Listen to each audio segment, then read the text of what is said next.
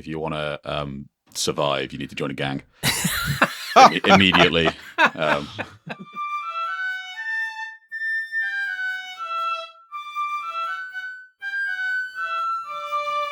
Hello, and welcome to episode 11 of Talking Shire, a podcast about the Middle-earth strategy battle game from the community here in the northeast of England. My name is Jamie, and once again I'm joined by Nick. Hello. And Jonathan. Hello. As we talk all sorts of rubbish about the game we love. So, as we do every episode, we'll start with updates on our recent shenanigans. So, one of the biggest ones was Otacon. So, Jonathan, you were there all week. I was. Yes. Well, I was there for 4 of the 5 days. That's all week in my head. Head. Yeah, it was good. I was there for the first day of the doubles dash. No, the first day of the doubles. Yep. Which we then dropped out of because we were doing so poorly, so that we could do the doubles dash. Yep. Which we went 2-1, which was good. Very Nice. good. Yep. And then we had the singles world championship as well on Saturday and Sunday. Yep. And yep, I attended. It was really fun. Yeah. I'll say that. So I popped along on this Saturday for the as a ringer for day one, just to kind of join in the fun really, but it was pretty epic. Not gonna lie, four really good games. I took Andrew's Arno, so I was going to be grinding it out for 4 games. I think if I ever go as a ringer again, especially to something that competitive, I'm not taking Arno. I want something where I'm not going to time over all 4 rounds. I want something that's going to be probably a little bit easier to use. Yeah. But no, it was a lot of fun. Really enjoyed it. The exhibition was great. Thomas Kindness took part in the bot. It was killed the Moria Balrog twice. Yeah. So he technically got the little medal to say that he killed a full Balrog. Yeah, well done. I know he really didn't want to on the Saturday night. He was so tired. But I've already signed up now. I'm going to have to do it. Yeah. It was good. Sounded like you did it. Enjoyed it though. So. Yeah. I think it's like 4 days of gaming. Before it, I was like, God, I don't know how I'm going to get through this. Yeah. And then during it, I just completely forgot that there were other things that I might need to, that I needed to sustain myself. And then we got back on the Sunday night, and I felt good. I was like, okay, I'm still managing. But then I was off on the Monday, and I completely crashed. Completely crashed. Yeah. But it was well worth it. It is amazing how knackering just standing in one place can be. Yeah. Especially if you've got to like lean over a table. Yeah. As well. Yeah, leaning over a table. Yeah. If there's not a chair there, like my back's done by game 3. Yeah. I mean, I've gone on record as like going home on my hands and knees after doing a 2-day tournament in the Northeast. Like I couldn't do a week. Yeah. Not a chance. It is. So I think Otacon was 4 times larger than any tournament that I've ever been to before. Yes. Yeah. So that was kind of crazy. Because even the largest one I've ever been to is Skyrim of Cheshire, and that's 100 players essentially. I think they're usually around 100. I think the most has been like 92 when I've been there. So even that's like 3 times larger than that on the Saturday. It was just crazy how big it was. But it went really well. Considering the amount of players, there was no there was 1 redraw, and that was it as far as I went away. It's just really well. There was really Mithril well Brush there as well. Mithril Brush, yeah. What happened there? I got some awards. You did? Yeah, I got some Mithril Brush awards. Congratulations. Thank you. I got gold in single mini and silver in Ale Red, which is like the squad category, which I barely technically qualified for because it's 3 to 10 models. And I submitted Celeborn, Galadriel, and the Mirror of Galadriel. Nice. Which I did check with the organizer that would count as a 3rd model. Yeah. And he said yes. So I bet was there was very grateful. I bet there was at least one person in like the 4th to 5th territory that was seething about that. Yeah, not happy. Yeah, that's a mirror. That's 2.5. It was really fun. Still on a base. It still counts. Exactly. There Yeah. you go. But yeah, the games didn't go so well. I got farmed by Mr. Dave Farmer, which was a fun game. I think it was closer than I expected it to be, mostly because I've rolled very, very hot for the first like 4 turns of combat. Yeah. And then I got Trampled. Yeah. And then in the last scenario of the day, of the tournament, I thought I'm on. So currently, to be very clear at home, I'm on 1 win and 5 losses at this point. Okay, so I'm thinking at least my last scenario is going to be decent. Yeah, we'll see. And then the scenario is Contest of Champions, and I think, oof, okay, tough one for Lothlorien, but I'll nominate my captain. He'll go kill like 2 guys, and then Celeborn and Galadriel will transfix whoever the other champion is. Yeah. Unless the other champion is the Dark Lord himself, Sauron. Oh, no. So yeah, that it was still a fun game. We sort of looked at the board and thought, this is gonna be interesting. Yeah. Well, there you go. So it was 1 and 6. Is that how it ended? 1 and 6. Yeah, nice. It was so, and I've told this anecdote to anyone already, but for the record, there were 2-hour rounds. Yep. And after 1 hour, 59 minutes, and 20 seconds, I had transfixed Sauron for every single turn of the game. Wow. So he had 0 kills, and my Lothlorien captain had 2. Nice. But he had died. Okay. So, I think Sauron had managed to chill soul him. Okay. And then I transfixed him so that he couldn't get any more kills. Yeah. But magic kills don't count. So I was like, okay, I'm 2 up. And then in the last 40 seconds, Galadriel double wand her courage test and had no will. So she just fled because of Harbinger Evil. Celeborn failed to cast transfix. And then Sauron charged in and got 4 kills. Oh, no. And that's all in the last 40 seconds of the game. It was just... Oh, that's brutal. That perfect. But I was like, there's a chance. And then gone. And then it was gone. In the blink of an eye. Exactly. Yeah. But I would recommend it to anyone, any hobbyists or gamers out there who would like to go and get stuck in. Yeah, there's plenty to do, and there's plenty of stuff on the evenings, and Sylvester McCoy was there, which is really fun. Got to meet him briefly. And it was just really, it just felt like you bumped into loads of people you knew, and then we're all going for drinks, and it was just really a lot of fun. I do highly recommend it. I think I'm going to try and do the weekend next year. Try and do the Friday as well, because that's the one with Chaos in Order, and I really want to do that. But we'll see. We'll see how work and family pans out. So and the other stuff that's happened in the meantime, we've had Peter Bowl. How did that go, Nick? I didn't go. Oh, did you not go to the last Peter Bowl? I didn't go. No, because it was an odd number, and I had stuff to do, so I was like, it's all right, I won't go. Yes. And then someone else dropped out, apparently, after I dropped out to make it an even number, and they made it an odd number again. Typical. Yeah. But then someone arrived at the venue as we started, so then it was even a number again. So, yep. That's how it worked out. Yeah. So then we're two ringers turned up and didn't get a game. So, no, there we go. But no, big shout out to Thomas Kindness, because again, I mean, he was absolutely wrecked from Hardacon. And he was like, I was like, are you sure you? Because he stepped back and said, look, it's odd number with the guy who turned up on the day. It's odd number now. I'll just step back. It's absolutely fine. And I was like, are you sure though? Because every single time he sets it up, he doesn't get to play, and I feel really sorry for him. But genuinely, he stood there and he was like, "No, I am wrecked. I am going to go home." So yeah, I think he stayed for one game and then he went. So fair play. But thanks Thomas for setting up, and I do appreciate it. But the last event was the one just gone. Hope Remains at Rotten Seagulls, which was my charity event, and something really exciting happened, didn't it, Jonathan?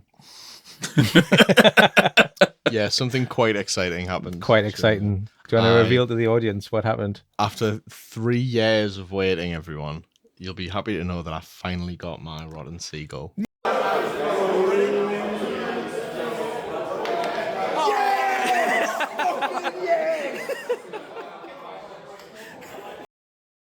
Yay! Yeah. Is that it now? You're going to stop turning up? Yeah, I'm never. Sorry, yeah. I also want to announce my retirement from competitive strategy battle game. I'm going to find a 40k tournament that offers seagulls as a reward, and then just start playing that instead. Fair enough, yeah. But But yeah, it was really fun. Yeah, well a done. very good day. Yeah. Again, I got battered. Yeah. I went 2 and 3, and the 2 that I got were complete flukes. Complete flukes. How did your chariot get on? Chariot did okay. There were 2 scenarios where I didn't really want to use the chariot. Yeah. One was obviously the prisoner one. Yep. And that was tricky because I did actually win the roll off to choose the army. Right. And I was like, I don't really want to use a chariot in this scenario in case I'm the defender. Yeah. Because then it's useless. However, I was up against Thomas Kindness, but his good army was full cavalry Gondor. And my evil army was full infantry orcs. So I was thinking, that's not great either. Yeah. So I was like, okay, I'm gonna turn this into a coin toss rather than an actual test of skill. Yep. And I'm gonna choose the chariot and hope that I'm the attacker. Because if I'm the attacker, I've cheesed a victory, and if I'm the defender, I've just lost. I was like, okay, so all I need to do is roll nice and low on the roll off to see who's the attacker. Thomas, you go first. Let's set the bar. Oh, you got a 3. Okay, that's actually quite easy to beat. So then I rolled a 4, and I was like, oh, I have to be the defender. Okay, cool. Yeah. It was closer than I expected, Yep. given the setup. Is that how you? Is that the one you he had to drive into the wall 7 times and didn't come get? Yeah, so we were trying to figure out, because obviously chariots, when they hit a piece of terrain, do 3 strength 6 hits to the terrain, and then 3 strength 6 hits to themselves. And we were trying to figure out what the wall counted as. There wasn't anything in the book that was like explicitly, this is what small walls are. So I think we settled on heavy door was the equivalent, which would be D7 with 2 wounds. So I was like, all right, 2 5s. That's all I need. That's not so bad. So I rolled 3 3s, and I was like, all right, well, let's see how much damage I take. Oh, look at that. I rolled 2 5s. So I took 2 damage from running into the wall, and the wall took 0 damage. Yeah. Which seems... That makes sense. Yeah. You know? Yeah. Although, well, the chariot had high defense. That's true. Yeah. Yeah. But that was a roundabout. And then I think it was the next turn, my captain died. I was like, well, I can't break at all because I only got 2 models. Yeah. So I'll just turn around and go the long way around because I don't need to rush to get to the captain now because his prisoner was already going off the board. And I was like, all right, let's see how many points I can rake back to close the gap. Yeah. But unfortunately, his general was Cardouche, so when I started to close in on him, he just slopped a bunch of orcs to get his will back until he quartered himself at the end of the game. Nice. Well done. Yeah. But the other one was the treasure scenario, where I had no choice because my opponent only had an evil army, and I desperately didn't want to use a chariot in that one. And I was especially unhappy when I got to the board and saw that there was a big barrow in the middle that the chariot couldn't get inside of. Nice. So... Yes, that was. You know, I'll never call anyone out by name, so I'll use a pseudonym. So, Buke Lilford, Lilton Eden. Lilton, yeah. Oh yeah. I wonder who that is. Is a slithering, repugnant little worm, and a coward, and a scoundrel. And the next time I see him, I'm going to put a white flower in his lapel and spit in his face, because shortly into that game, he just moved everything into the barrow. Yeah, of course he did that. And I got to the edge, I was like, well, I can't get in. And he said, well, I'm not coming out. I said, no, I don't think you understand. I cannot get in. I can't dismount because it's a chariot. And he was like, oh, well, I'm not coming out. I looked at the clock and I was like, we're 20 minutes into the game. That's so like, I'm funny. still not coming out. I was like, I guess that's it then. Guess that's the So game. we just had to toss up the scores. And they was like, all right. That is. So, awful. shall we play it out as if you weren't a chicken? He was like, okay, we'll play it as if it wasn't a chicken. And then, the chariot died, so it didn't matter anyway. Good stuff. Yeah, honestly, Absolute cowards play. it's the borough lot trying to get draws again, isn't it? Yeah, that's what that is. Trying to start another draw gate. Yeah. So I mean, I just want a big thank you to everyone that came. There was quite a few people that travelled up. We had went out for a curry the night before because a few people travelled. We had Alex Battlecamper. He came up the Saturday. So did J Mac. We didn't have a fight in the car park. Yeah. We thought it was a bit uncouth, so we didn't bother. Yeah. And J Mac was really hungover, so you might have actually won that one. I don't know. But Andrew Wood and Joe Tasker came, and then there was Matthew North travelled across, and Martin King come up from York, and so I had loads of people travelling for the event, and we raised £655 for the charity for Chuff. So thank you everyone. If you had donated a prize or if you sent any well wishes, thank you. It's all going to the charity now, and as soon as I get a confirmation, I'll be posting that up. But thank you very much, and it was a good event. It went really smoothly. Everyone seemed to have fun, and there was someone who won the twerking Gimli, which was very good. It seemed to be the mascot of the event after that. So, I'll put a picture of it on the YouTube if you're watching on YouTube, so you can see what it looks like. Right, okay, so that is the recent tournaments then. So as we always do now, we're going to local creators. So just another shout out to Ian Minto for his The Forge Gaming on Etsy. So he's got his dice forged tray system, but he's also now brought out a new one, the Paint Forge. So it's lots of it's basically the same sort of thing. It's like a compact storage unit for paintbrushes, and you can use it there's a wet palette in there and a dry brush palette and stuff like that. So check that out on the Forge Gaming on Etsy. And then Nick, you've got your Brass Oasis as well. You've got your Patreon, so have a look at that, guys. Very good. So I'll put the links in the description for the podcast and on the YouTube channel as well. So that is that. So the questions we had all relate to the main topic. So you might as well go into the main topic, and then we can go into the questions, and then we can go from there. So the main topic today, we're going to do like a beginners to MESBG. So like tips and advice, and if you want to follow it, it's just our thoughts and feelings about beginners going into the game, and if you are a beginner, any sort of. There was a few people emailed in beginners, so we'll read what they've got to say. So where shall we start? Shall we start with the questions, or shall we start with our lists or tips? Have you vetted the questions? I vetted one of the questions because it was completely inappropriate. From the same person that Buke Lilton. Buke Lilton emailed in, and I'm not allowed to read it out. So I think start with the questions just in case they ask something that we would cover anyway. Perfect. Yes. So we don't have to just like snub anybody. We would hate to do that again. Yes, exactly. Right. Read the whole email as well before we respond. Okay, that's a good idea. We'll do that. Sorry again, Andrew. I'm not sorry. It was really funny. Right, so we've got first one is Mr. Paul Hart. He's emailing again. Hello, chaps. As I like hearing my name read out on the telly, I thought I'd write in again with my tips for beginners. They're the same ones I give to new starters in 40k, and they are almost certainly ignored.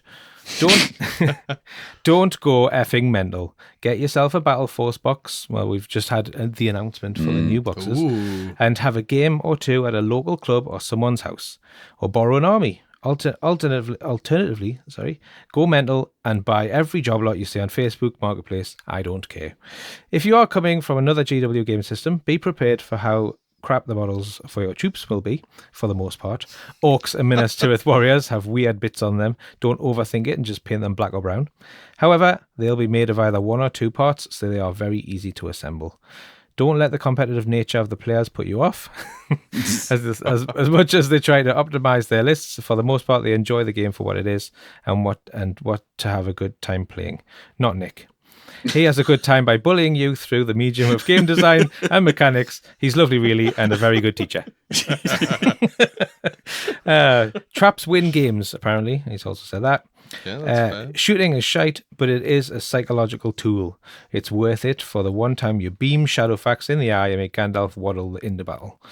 MESBG is not like the other games. 99% of the games you play will have something cool happen in them that you and your opponent will get an anecdote out of.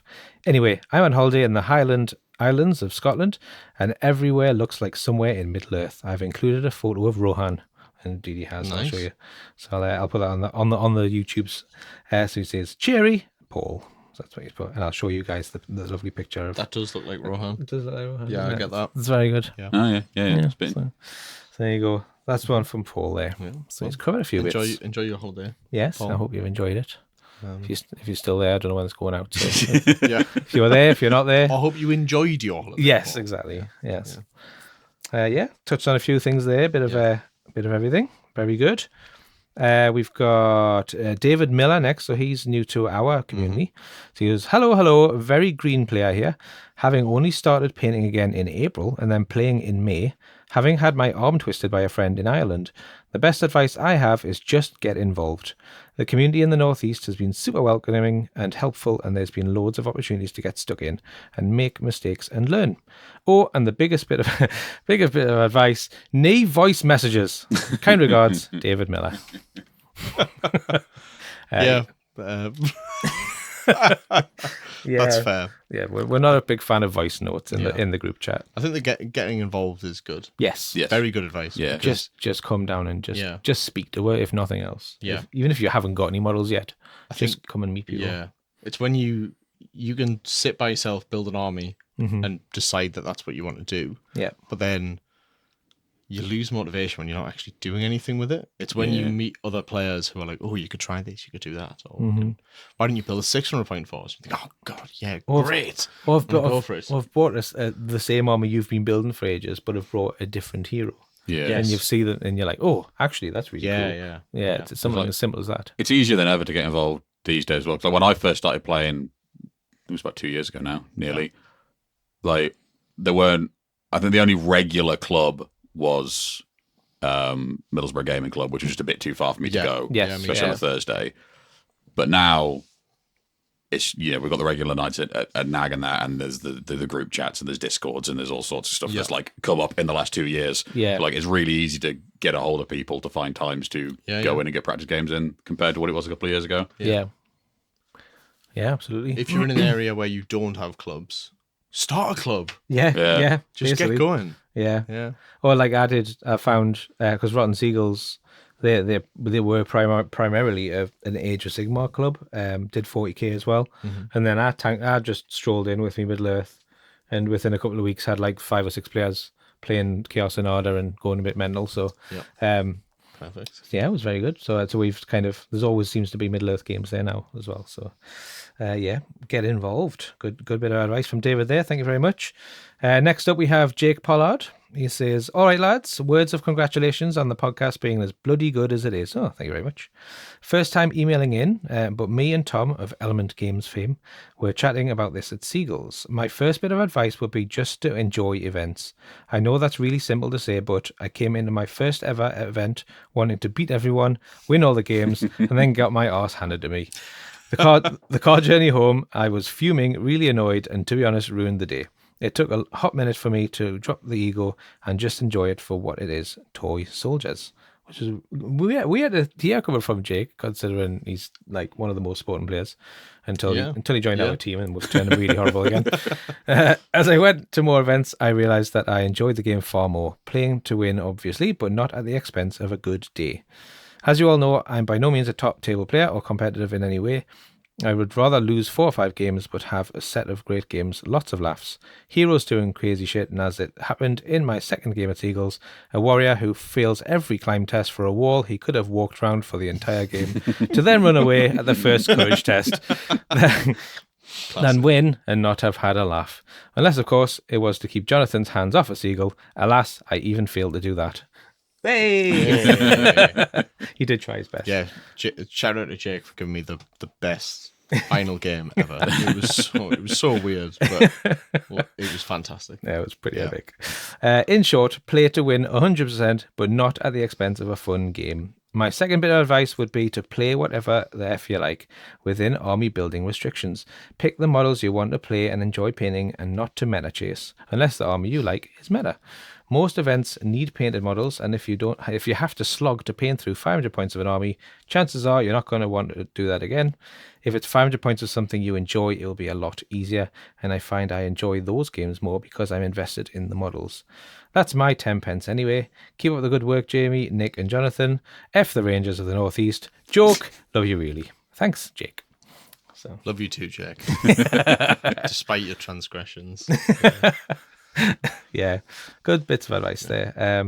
A lot about chasing meta and doing things that you don't really want to do. Like, don't do it.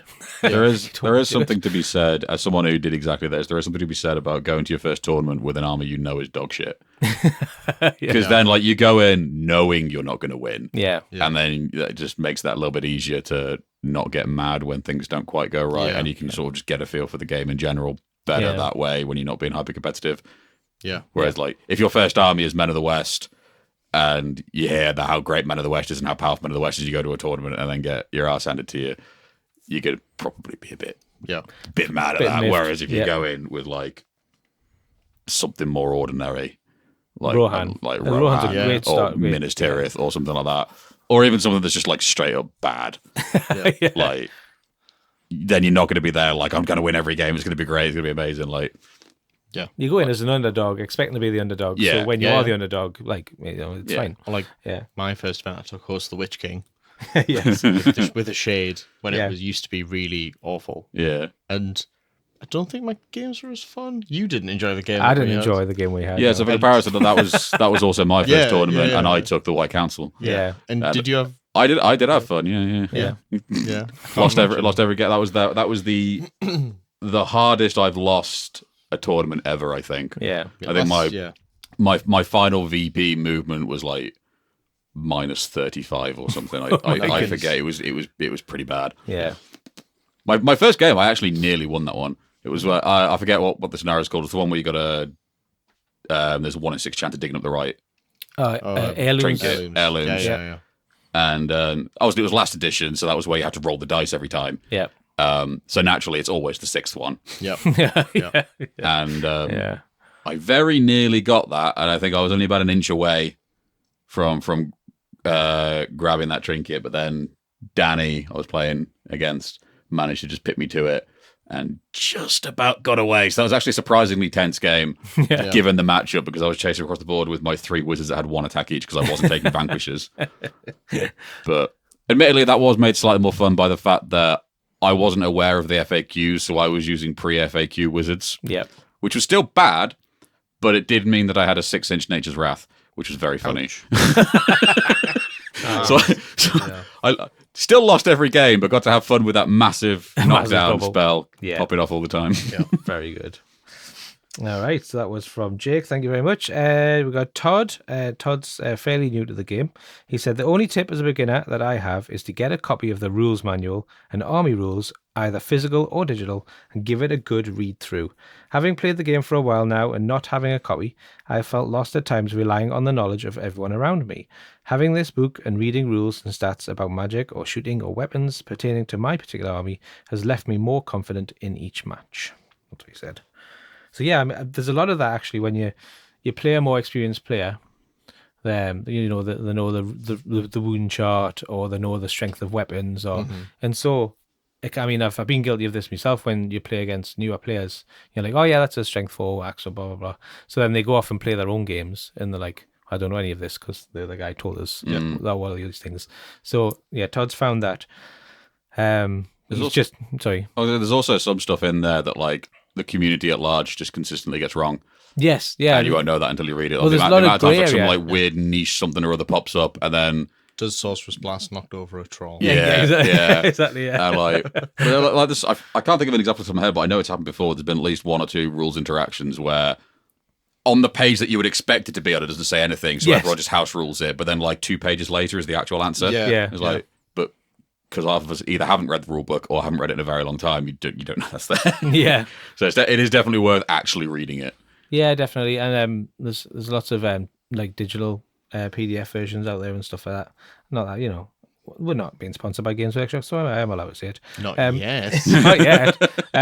But Todd has gone out and hunted down a physical rules manual so he can just sit and do a bit like Yeah, reading on a night time. It's got not much to do. Instead of sitting scrolling his phone, he's now just reading the manual. And obviously playing games alongside it and then looking things up when they come up. But he found much more confident now. He's actually reading the rules manual. So yeah, get access to the books. It's a good one. Well It done. means that you can, if you play with just more experienced players who know the rules for you, then there's going to be a point in the game where you don't know something that they do know, and they will catch you out with it, and you'll go, "Oh, I didn't realize that's how it worked." Yeah. And it feels a bit bad when that happens to you, Yeah. because Absolutely. but then it's like if you have the rule book, you can check. Yeah. Mm-hmm.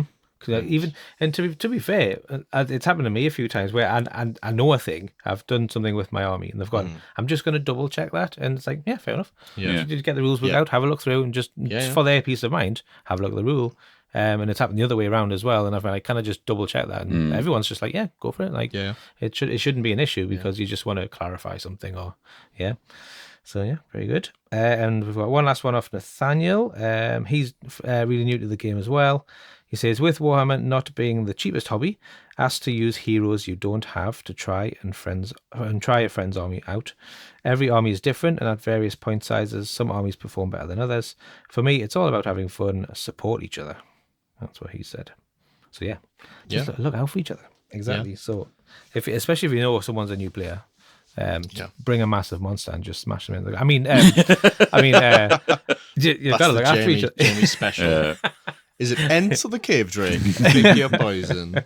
Well, I gave a new guy some Ents and then smashed him with a Cave Drake. So it was both, that game. So unnecessary. Well, yes. I did give. I also give him like 45 goblins to smash. So yeah, you know, I was being sort of nice, I guess. He took did he enjoy it? He did. He really there you enjoyed go. It, yeah. That's what matters. He's just gone about some Ents as well. So yeah. So yes, he does like that. I think it's interesting that the questions, when we've said like to people, what tips would you give? Yeah. Not a lot of them relate to the game itself. It's more about how you approach. Like it makes you have a rule book. It's a universal thing. You know? Yeah. Don't chase the meta unless it's the meta that you want to. That's the army that you want to use. Yeah. It's interesting. Yeah. It's more softer than just make sure you know the fight values of all your troops. You know? Yeah. I mean, there are some game tips I think are worth giving that are still soft. Like, for example, one mistake I made on my first game was going in with the mindset that I had where most of the games I played previously were like squad-based games. Yeah. Like, Age of Sigmar and 40k and that. And being like, all right, well, this guy's going to have the archers. Yes. And this guy's going to have the shields. Yes. This guy's going to have the spears. And it's like, no, they need to be spread out. Yeah. Because even on a normal deployment, you'll deploy in an awkward place. Yes. But definitely if you're on a maelstrom, it'll be horrible if all of your archers are in one place. Yeah. So that's definitely a gameplay tip that's worth keeping in mind before your first game. Yeah. So when you're building your first army, like you said, try and spread out your bows and your shields, and because in most even in a friendly game, most of the time you're going to roll to see what scenario you're going to play, and maelstrom might come up. So you've just got to obviously ask for advice about it, but spread the warriors out. Your kind of options in each warband. But if you don't know what warbands are, I mean, how beginner friendly are we talking? I was going to say, I think like the step before. It took me ages to get my head around warband. The word warband. I was trying to look up what it was. Like I just couldn't get my head around it. So the earliest form of the game didn't have warbands. Yeah, you could just pick. All you need to have was at least one hero. Yeah. And then you could just take an orc captain and then just like hundreds of orcs. Yeah, loads of warriors. Yeah, which is much harder to balance than the warband version of the game, I think. That's sort of how most Warhammer games have worked historically as well. Yeah. But obviously the difference being that at its heart, Lord of the Rings was a skirmish game that just sort of got too big to really be classed as skirmish. It plays like a skirmish game, even if it doesn't look like a skirmish game. Yeah. But that method has kind of started to bleed into other ones. So like Age of Sigmar now has warbands. Yes. Yeah. They work completely differently. Just to keep it simple. Yeah, so the way it works in that is you have your hero. They can have, I think your general can have 4 squads. Every other hero can have 3. Yeah. You can just have one hero and whatever you want, but then you've got auxiliaries, and if you've got more auxiliaries than your opponent, they get some sort of bonus. I can't remember what it is, like extra command points or something. They get your opponent gets a buff if you have too many auxiliaries. Yeah. So it is worth sometimes trying to cram everything into one if you can. Yeah. But that was wasn't something where it's like before. You just have one hero and then just as much as you could of spam and stuff, and it does rein that in a little bit. Yeah. But I think if you're building a list for the first time, it's not the third party apps like MESPG Builder. Yeah. Is that what it's called? Yes. And Tabletop Admiral. Yeah. They are really helpful for just quick reference to profiles and stuff, but it doesn't really explain the mechanics of what the different hero choices are and how you build that list and how that impacts the actual game. Yeah. It's a bit too far removed, I think, from so how it looks on the I mean, the way table. Middle Earth works is you have your tier of heroes. So if you think about your Gandalf, he's going to be a higher tier than just a orc captain. He's going to be like lower tier. So you're talking in the same list. You've got your Gandalf and your let's say Rise of Irma, and then you've got a Rohan captain. So they're going to be different tiers of hero, and so different tiers of hero, different can take different numbers of things in their warband. So it's just it's essentially a squad of warriors to go with that hero. So that's how that works. If you don't know, Another thing with the tiers of hero, we're on that topic. This Yeah. is something that has become more of an issue for new players than it was last edition because of the amount of compulsory generals that exist. yes, But if you're using an army that doesn't have a compulsory general, or you're at an event that disables that rule for whatever reason, yeah, a common mistake I've seen is people don't realize that your highest tier hero needs to be the general, Yes. unless the yeah, rules explicitly say otherwise. yeah, Because there's been a few events recently where it's been like like a Hope Remains where you Yeah. can have a hero above a certain points level. So it's like, oh, okay, we'll just pick a new one Yeah. to be the general. And there's a couple of us spoke to, they're like, oh, I'm going to take these two heroes, I'm going to make this one the general. It's like, you can't, because he's Yeah. a fortitude and that guy's valor. So the valor one has to be the general. Yeah. And they just didn't know because, like, it is in the rules, it is in the book, but it's very easy to gloss over because, like, 75% of the armies have a compulsory general, so you never have to think about it now. no, Yeah. no. Compared to last edition where you had to think about it every time. Yes. Yeah. Yeah, that's true. But it's also more of a thing as well because actually some scenarios, so the lead from the front, for example, you score points on the objectives for having the higher tier hero. So it's one thing to try and get your head around if you're having a look at it. It is written in the hero if you on the tabletop admiral. If you've got the hero in there, it is written, but it's very small. It's very small. Yeah. So just have a look Yeah. at it. It'll be on there. And just refer back to your rule book and just have a look in there. And Some heroes are different tiers depending on what army they're in. yeah, as well, which different doesn't help. armies. Yeah. yeah. I always have to double check when I'm even like midway through a game, like Yeah. what tier heroes, and I have to go back and have a look. So Yeah. it does come up, and even for like more experienced players, it's still a thing. We're still getting my heads around. So, do I have a top 5 sort of situation, or we're just going to kind of talk Top 5 of top like 5 of tips. tips and things? I haven't got a list. I was No. just gonna Yeah. blag. Yeah, I've got a sort of like process that I go through. Oh, right, okay, yes, I remember my process for when I learned the game. If you'd be interested to hear it, yeah, go for it. for it. let me spin this yarn.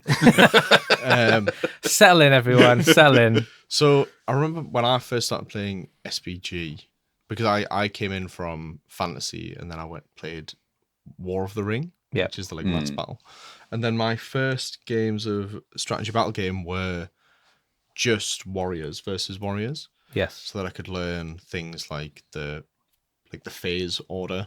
So I would get in the habit of doing priority and then move, shoot, fight, end phase, yeah, start again, priority, and just go through like that. And I played a couple of games where it was just warriors, very Yes. low points, 100, 150 points Yeah. maybe, just guys with swords. This is really like, stripping it all the way back to this is like literally you've never played a war game before. You maybe unfamiliar with wargaming rules and stuff. Which probably further back than I needed to since I'd already played loads of war games. And then I introduced like heroes into that, and then suddenly you start thinking about, well, I've got might I can spend now. Great. So these roles that were just completely random 1v1s before, I can put like strategy in when I'm spending them, and then Yeah. you think, oh well, now I can call heroic actions and stuff. Yeah. So then building up through warriors and then to heroes, and then adding the scenarios in there, and giving people like a different way to play than just kill each other. Yeah. And then I was introduced to magic and monsters Yes. later. Oh, because yeah. they're the things that, it's very much, SPG is very much a it's all about where you place your models. Like yeah, if you put movement is really big. Yeah, if you put something 1 inch to the left when it should have been 1 inch to the right, yeah, you're gonna end up trapping, Boromir, who's your general, who ends up dying because your opponent's getting double dice and they had backstabber. And it's all those like combinations of very like, it's like the domino effect. yeah, Sort of, it's a very small move, but it makes a massive difference. And I think that approach where I'm like adding slowly yeah. meant that I could learn the fundamentals, so that when someone, like, the first time someone threw a monster at me, I was Yeah. like, what on earth do I do here? Yeah, which I'm sure that people that have played Jamie will They'll relate attest to. to that, yes. But because I had that grasp of like the turn order and I knew what a hero does, I thought, right, well, next time Yeah. when it barges through me, I can maybe be ready for it. Yeah. And then Magic's the same thing. Like it's one So of those ma- things that breaks the sort of Magic rules is a very bit. much it's the game on difficult mode. Yeah. It's because you need to know what each spell does, how you cast the spell, how to resist spells, and then like when to use them, when not to use them, how many dice am I throwing at it to try and make it happen. Like it just turns a really kind of simple movement mechanic into the whole thought process. So It is like a separate game, yeah, it is. Yeah. I think. Like it's resource management much more often, which Yes. is I think easier once you know how to, try and manage your might instead of your fate. So it is really tempting to start with your kind of really big heroes like Gandalf the White and your Witch King of Angmar, because they're really cool and the models are so brilliant and etc. But in terms of beginner models, they're not very beginner friendly in that respect. See, I'm a staunch supporter of jumping in the deep end. Yeah. So like my first ever game, my opponent recommended we do 350, and I was like, "Now I'll do 500 because I want to bring everything." Yeah. And Everything it wasn't being- like fully, it wasn't fully deep end because that was when I had a bunch of Victrix Vikings that I'd started building. okay. So I was like, I'll play Dunland. I assumed when you said 500 points, you meant like Gandalf, Saruman, Galadriel, Thrain the Broken. That was the first tournament, but first game full stop. No, it was Dunland. Right. And like again, he suggested low points, one hero, handful of wars. I was like, nah, just take everything. Just go for it. He had Isengard, but he left Saruman at home, so there wasn't magic, wasn't monsters. That was somewhat vanilla, but we still had your might, and I think it might have been a Maelstrom scenario and all that. Yeah. Second game, I brought the Balrog and Druzag and a load of goblins. So I was like, okay, now I've got a monster. Yeah. Now I've got magic. Yeah. Now I've got some beasts, and I got a load of goblins. Yeah. And in my eyes, it meant that I consistently lost games for quite a while because I was jumping in the deep end. Yeah. But what it also meant was I never built up any bad habits. Because if you start with a super stripped back version of the game, say you start with just warriors, if you do that for too long, you start to build up habits of, oh, well, this warrior's really good against them, this warrior's really good against them. And then as soon as you introduce the hero, it's like, oh, no, that doesn't work anymore. Yeah. Yeah. And then you're learning again. And then you add the monster in, and then you're learning again. And then you add the magic in, and then you're learning again. I get that. Yeah, I can see that happening. I mean, like, different strokes for different folks, but that's personally, if I start with a stripped back version of a game, I build up really bad habits really early on. So I always throw myself in the deep end and just play the proper version right from turn one. Yeah, so I mean, I've got a reputation now. I'm not gonna deny it. Yeah. Jamie's throwing you in the deep end whether you like it or not. So my thought process is, I've genuinely given people games where I've thought about who are they new to wargaming or not. If they're new to wargaming, I don't take a monster. When I started Todd out with battle companies, because you start with a couple of heroes, you've only got like one might each, so you've got to think about what heroics you're going to use and a few warriors, and then you kind of level up and you get abilities, and it expands, but you've still got all of the kind of dynamics in there, all of the bits and pieces you need to learn. So we started that way because he hadn't done wargaming before, whereas Ian had come from 40k competitively, and I was like, well, he can deal with Saruman, a cave troll, and a watcher in the water. So let's do that. So he had Muster of Isengard. Oh, was it Muster? Or was it? Muster you can take Saruman, can't you? Yeah. So it was a Muster of Isengard. So he had Saruman. He had just a bunch of pikes, a bunch of warriors, quite a few berserkers, and then I took goblins with the cave troll and the watcher, and hadn't used the watcher in the new edition up till that point, so I didn't realize how very strong it was. But still, the idea behind it was you had warriors, you had magic, you had so you had some shielding, you had two-handed weapons, you had and then the monsters were there to show the different things monsters could do, because I knew he'd come from a different wargaming system. So he's okay with lots of rules. He's used to things being like full of bits and pieces. So I showed him again, and he had a whale of a time. So I don't know why he keeps going on about it. I didn't scare him off. So So yes, that was it was a good game, and it got him involved. So it's as you said, different strokes for different folks. It's Yeah. I wouldn't have done that with a brand new player because it's just far too Yeah. much, far too many rules. But if as I said, if they're coming in from a different system, then I'm throwing everything at them. So I think I'll probably the same. One of the ways I like With to you if it's introduce too magic in a game is using a ring wraith for it, because yeah. then what you can do is just go absolutely ballistic with the magic early on. So it feels like a trial by fire, and then you run out of will and they die. Yeah. And it's Yeah. like, and then the game can carry on as normal. Yes, Yeah. yeah, true. So they get to see how oppressive magic can be for a couple of turns, and then your guy just kills over dead, so it doesn't really matter. Yeah. And then they can play the game without having to worry.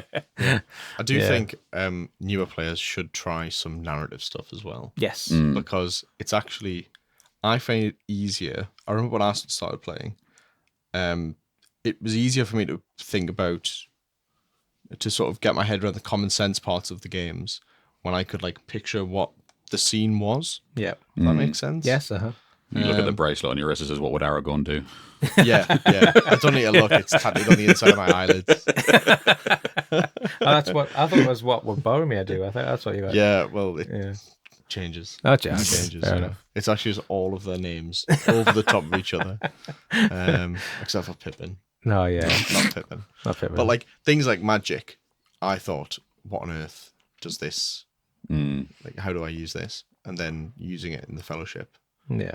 sort of made more sense, I guess. Yeah. Or doing that the Weathertop scenario.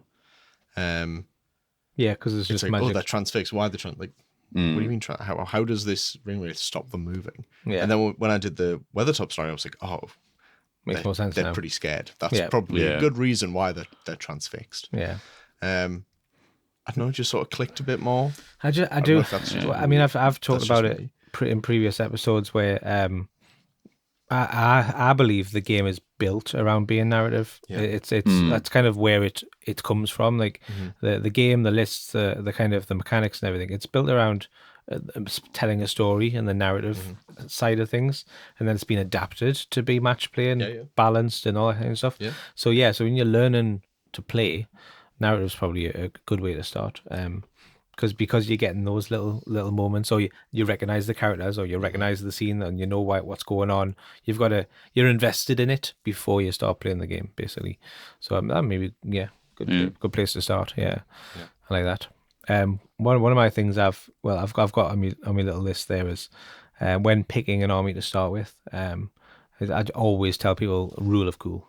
It's kind of something that was touched on in the emails there. Pick something you like. Pick something you watch the movies, or you think, oh, I want to get in the game. I'm going to rewatch the movies. Or read the books, whatever your poison is, and then I really like them. Like, they sound so cool. I'm going to do that because you'll just enjoy painting them. You'll enjoy playing them, and you'll have just fun with it. Even if you're losing. Caveat to that, mostly I agree. Yes. But two minor points. One is there are some armies. If you don't know someone with a 3D printer, there are some armies that you maybe shouldn't start with. Yeah. Like, Yes. if your only option is to go fully official, don't touch Iron Hills, don't touch Ruffians, don't touch Gundabad Orcs. But also, even if you do have access to someone with a 3D printer, there are a couple of armies that maybe shouldn't be your first army, primarily Shire, because you're going to be painting 450 hobbits, and it's just it's just a headache, and your first couple of games will be an absolute slog. Yeah. Like, I think probably best to aim for a mostly conventional army. I mean, like most armies have a conventional version. Yes. There's only a couple that don't, like mainly like hobbits and ents. Yeah.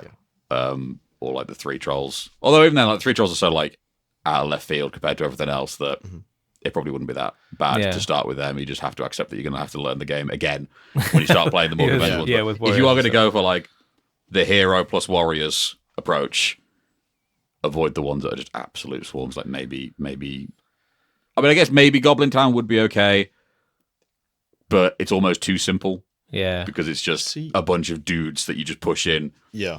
Yeah. You get your song though. Yeah. You do get your song. But I think I'd just recommend, like, even if someone was like, I want to start with the Shire, I'd be like, ooh, are you sure? Yeah. But then if they were like, yeah, that's what I want to go for, I think I'd I'd say just go for it, because if I said no, start with an army that has 30 models instead, then they end up painting 30 tin cans, hate it, and then never get to the 80 hobbits that they would have loved painted. Yeah. Then, But this is why it's difficult to know. Yeah. When someone's trying something, how far they'll go into it. I think what one thing it was touched on in the emails again is like loan an army off someone, or ask around if you do speak to people in the community, or you're in a group chat, just say, look, I really like the thought of using these. Has anyone got some I can borrow, or can I have a game with someone who has them and I can use their models? Try before you buy, basically, if you want to do it that way.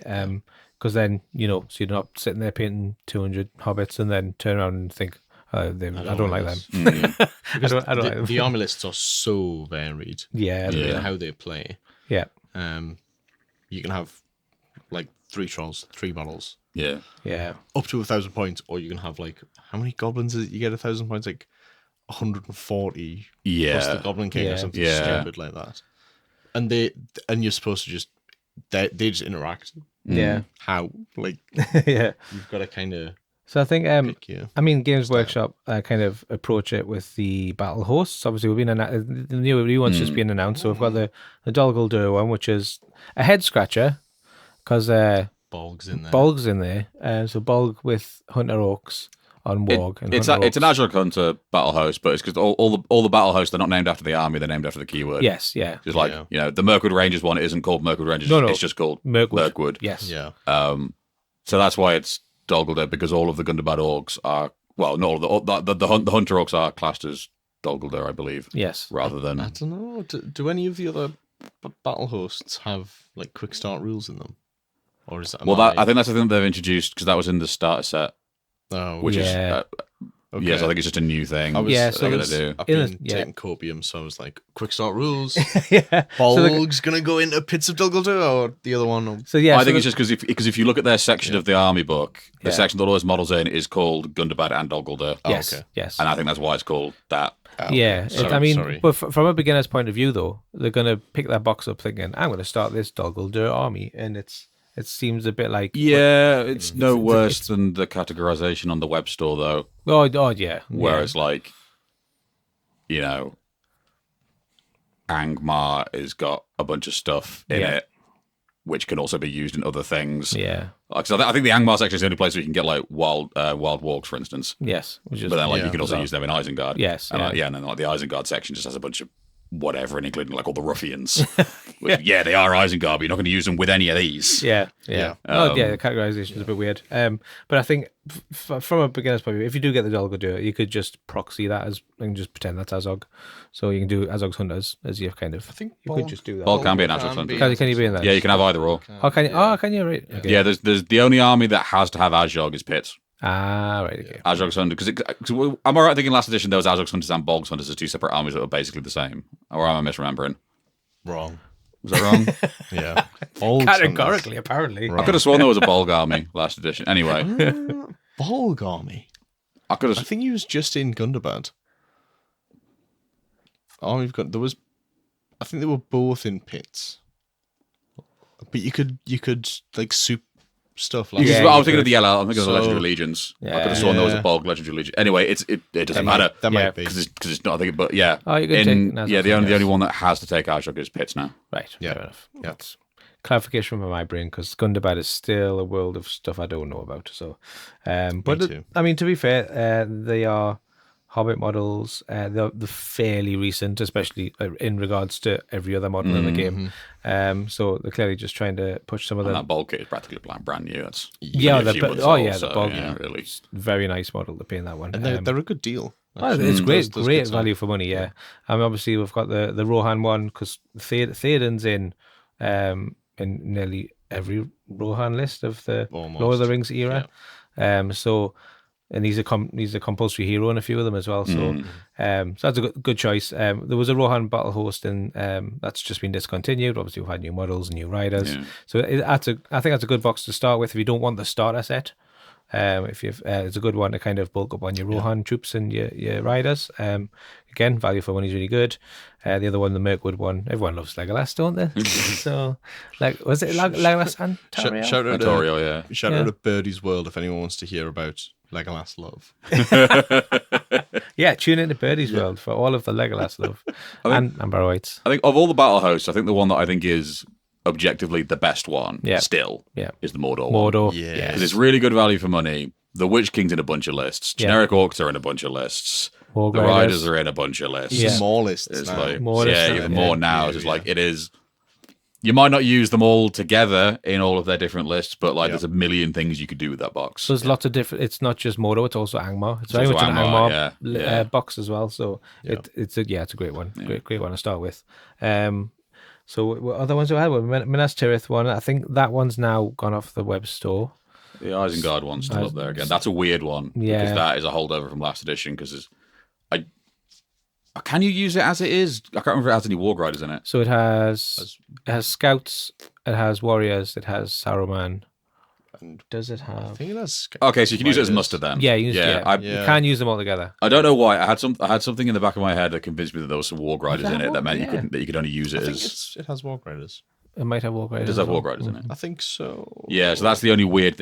Assuming that is the case, we're not all just. I'll check right. We haven't all just Mandela ourselves. on the fly. And then the other one was so Minas Tirith one, which isn't there anymore. Hopefully, because we're getting new models. And that was it, wasn't it? Just the Rohan one as well. Everyone at home, we are completely wrong. Oh, yeah. There are no Warg Riders in this set. Okay. Yeah. You see, I'd say there's 48 Grima there. models. You get Grima, the Palantir, Saruman on horse, Yeah. and then 24 scouts and 20 Uruk-hai warriors. Yeah. And Yeah. Palantir on plinth. It's pretty decent.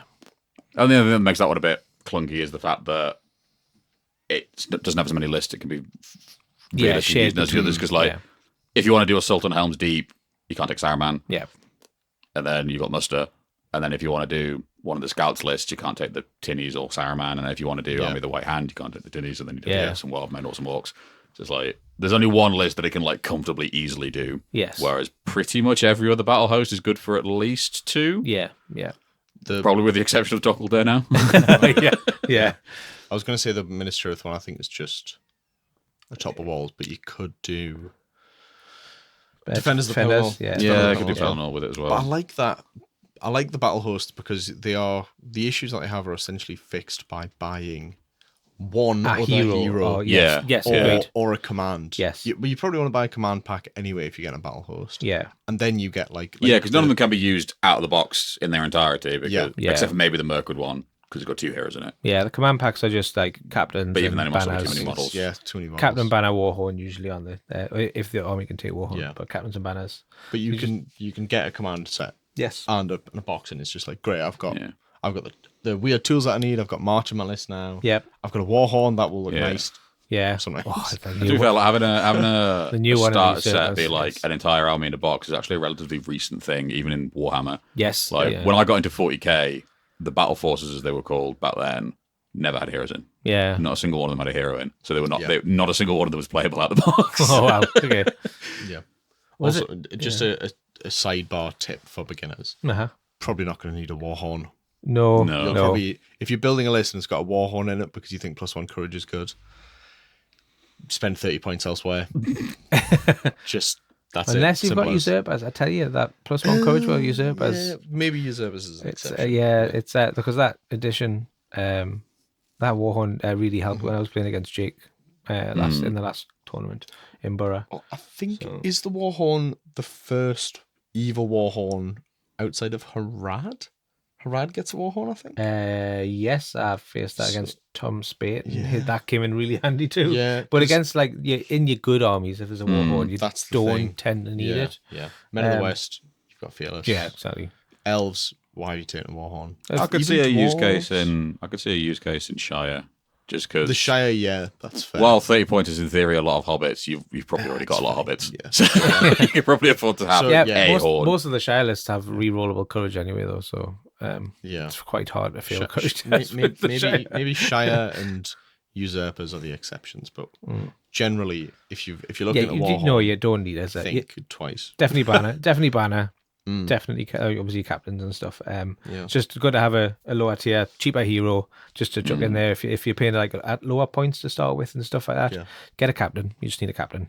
That'll do you for the time being. If you got one of those armies as well that doesn't have command squads, there's not a huge amount of them, but they're out there. Yeah. I'm a staunch supporter of make a captain by just painting someone with a different colour helmet. Yeah, Save basically. yourself some pennies. Yeah. Or do a head swap or something do else. a kit bash. Yeah. Do a kit bash. Give them a cape. Yeah. Warhammer Giant kit. Yeah. Warhammer Giant. Warhammer Giant, yeah. That's just, It's what I did at this Hope is my Remains. captain. My- It's a giant leg. My Black Numenorian Marshal at Hope Remains is 100% Warhammer Giant. Yeah. Brilliant. 100%. It's like an Abzeen Angus burger. That's so Yeah. good. 100% pure Warhammer Giant. On the topic of that, it's time to get excited. Kit bashes with the new Giants got announced. Yeah, It is. you guys. As far were talking about it, as far as I'm concerned, that was a general wargaming announcement that had nothing to do with Age of Sigmar. yeah, you had you prophesized this. Was it Sunday night where we mentioned it? We're talking about It was yesterday, I wasn't think it? it was Monday Yeah. morning. it was Sunday night Monday you were morning. talking about it. Within hours. Yeah, so I think it was 8:30 in the morning that I sent the message where I said normally because the box of 3 was the one that disappeared off the website, and I said normally that is a sign that there's going to be a refresh or a repackaging, and then it was 8 minutes past 4 in the afternoon that I got the email saying that they'd got Unbelievable. Called it. Unbelievable. That was so It good. was really impressive. Yeah. Yeah. I've seen a leak of one of the sprues, and I don't think it's got quite as much stuff on it Yeah. as the old kit because none of the new kits do quite have quite as many bits and bobs on, but it's got a fair few. Yeah. Because the new kit it can make two things. You can have like a Yes. melee specialist giant or a rock throwing giant. So there's a few things from that that'll at least be left over. And if you're really confused listening to it as a beginner, please refer back to previous episodes of the podcast. Yeah. Because this will make much more sense that we're talking about Warhammer Giant kits. There are no Middle Earth giants available. At There the should moment. be. There should At the be. time of recording. Yeah. I be. wish they would add the rock giants from The Hobbit. Yeah. I know why they don't because they do everything based on the films, and in the films they're too big. That's going to be a big model. That's a big model. Yeah. Being like a 250mm base. But I just wish that they would like scale it down a little bit and make it, Yeah, it's just giant. Like, not a 1-to-1 copy of what's in the film. Oh, the Battle for Middle Earth 2 games that we all loved so much. They had was it the Mountain Giants? They had Yeah, it with there. the silly little they're like faces. enormous traps. They like carried everything. They were around. hedge, yeah. Yeah. Yeah, they, Well, to I be mean, fair, the only thing we know about them is that they throw boulders for fun, yeah. enough to smash a mountain up. So they're gonna have big traps. We want giants in Middle Earth. Come on, Games Workshop. I would love to see Make it that. happen. Yeah. Yeah. Yeah. Slightly off topic from Yeah, I beginners, was going to say, but still maybe moved enjoyable. away from beginners. So actually, I was actually thinking as well. A large part of the MESPG is the hobby side. So when you're starting out in terms of painting and things, tips. So one of the big tips I've kind of thought about. Don't be afraid to play with grey plastic when you first start. Don't worry about it to begin with. If you want to spray them all black, or spray them all grey, just to kind of get a prime on them, don't be afraid to use them, especially if you're just learning. But if in terms of when you first start, just get on YouTube, just have a look how to paint Uruk Scouts, see what comes up, and just watch a few things, get kind of see what looks the most simple technique, or I like the way that turned out. How did they do that? And then you write the paints down and go and buy the paints, or even just look through some artwork or something as well. Search for artwork online, or just have a look around. Ask around as well. But when I first come back to the hobby, I came back just to paint models out of the Rivendell elves, and I wanted to paint some more of them up. To get us through lockdown, and I thought, I'll just paint like they were on the box, and then you start talking to other people, and they've painted them in different colours. And you think, I wish I'd have done that, but I think at the time I was just like, I didn't know to look on YouTube. Just Google it, just have a look, see what other people have done, get sort of just look around. Yeah, that's what I was saying. I think that's one of the strengths of having models that have been around for like 20 years. Yes, Is that people have been painting like Uruk-hai Scouts. Yeah. You will find a tutorial that was released 6 months ago. Yeah. you will find another tutorial that was released in 2007. Yeah. Yeah. Like, Yeah. and they will be wildly different, Yeah. but that's good because it means that you can choose. I like the way they've done their metal. I don't like the way that they've done their Mm-hmm. Yeah. their leather. And then you look at another tutorial, I think I like the way that they've done their leather. I don't like the way that they've done the metal. Mm-hmm. Because I think it can, when you go into a games workshop or you go into a hobby store and you look at the paint rack and you think, that's a lot of browns. Or that's a lot of yellows. Or that's a lot of reds. Like, where do I start? Yeah. It's good to kind of, get some advice. Just ask. Yeah. Or as I said, just have a look on YouTube. There's so many hobby tutorials and painting channels and that are just there to help. And I sometimes watch, even not just Middle Earth stuff. If I'll go find a painter, for example, Contrast Plus tutorials, and sometimes I'll see stuff advertised on there that is 40k or Age of Sigmar, and I think, oh, I like that red. I'm going to watch that and see how he's done it, and I'll watch the paint recipe for that. So like, don't limit yourself to just the models you want to paint. Just kind of broaden your horizons in terms of that's obviously if you really want to do the painting side of it. I know a lot of people like to just slap some colors on and crack on. But if you really want to, give it a good go, if you are a hobbyist, a painter, just do a bit of homework. It will really help. The more you look, the more you'll learn. One thing I will say about painting, especially with the older models, like it's no secret in the community that nobody likes the old orc models but me, apparently. Which one? The plastic ones or the metal ones? Plastic ones. Plastic Okay. ones. Okay. Sorry, I was going to jump to the defense, but Um, I will not. but here's my tip. I think part of the reason why everyone hates them is because everyone paints them dark black and dark brown. Brown, yeah. Yeah. One tip I'll give is if you paint orcs in bright colours, they look a lot better. Yeah. And you'll have a lot more fun painting them. Yeah. It's like if you just do them in dingy browns the entire time and then you put them on the table and you're like, I can't tell these apart. Yeah. Yeah. You'll get bored a lot quicker. But if you do something a bit more bright and a bit more colourful, doesn't need to be very colourful. It can still be brown. So but just do a lighter brown. yes. Do more like a tan. So based on this, because we've had this conversation before about the brown orcs and why they're really boring. Based on that conversation, I've already decided. I'm going to hold off because I don't want to buy some more and then new ones come out. So because I just really hope for some new orcs. So once the new ones come out, if and when they come out, I want to paint them in bright colours. I'm going to do them, but they're going to be my Mordor orcs. My Mordor orcs are going to be like reds and purples and blues rather than the browns of the Angmar ones. So I can tell the difference. This is like, it's funny because I feel like when I see Angmar orcs painted, like there was like, if I see a Host of the Witch King army, it usually has bits of like purple or like beiges or creams and stuff that makes. I don't know what it is, but when I see a Mordor army of orcs, they seem to be red and and dull colours. Yeah, I don't know what the difference is. I don't know why. I don't know what the pattern is there, but it's clear that I think I associate Angmar Mordor with spectrum red can for say some reason. and it'll be the three films. Yeah, probably. Yeah. I think part as well Flaming eye on top of the map. Yeah, because Angmar has that sort of like snowy motif. I think people Yeah. are more likely to lean towards your blues and purples for it. yeah. Or green, I see a lot of green Angmar stuff as well. Yeah, that probably comes from the ghosts because you Yeah. have like green tints. Yeah. Because you get like the green tints on your shades and your stuff. shades and Yeah. your barrow whites and that sometimes. Shadow of Ruda. Yeah. But yeah. Because that's pretty much the same logic that gave me my blue orcs was I wanted to change the base because I normally do sandy bases. Yes. So I wanted to do something with snowy bases, and I just thought I'd do something that matched the snow. So I did blue orcs with that very pale blue clothing on. Also a good tip as well, if depending on how you want the bases to look. So if you're theming your army around where they come from, like you said, if you want to do snowy bases, then think about what colours go with that. There's a lot of colour theory out there where you can Google colour wheels and stuff like that, and they'll give you tips on matching colours and you can. It's all very much like.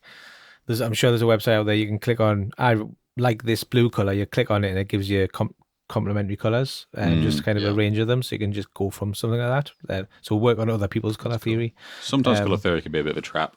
Yeah, it's very easy, like to think, oh, I'm painting.